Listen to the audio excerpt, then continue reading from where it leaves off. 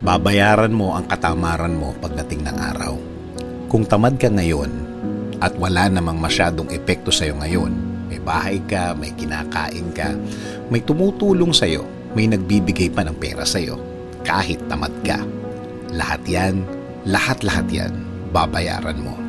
Ang hindi mo pagsisikap at hindi pagiging masipag pagdating ng future at pagdating ng araw na yon, kahit ano pa ang gawin mo, dahil matanda ka na, wala nang mangyayari.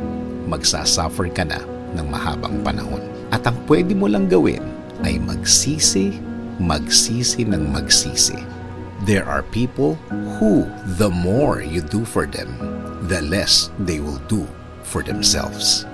Sabi nga sa Proverbs 13:4, the soul of the lazy man desires and has nothing, but the soul of the diligent shall be made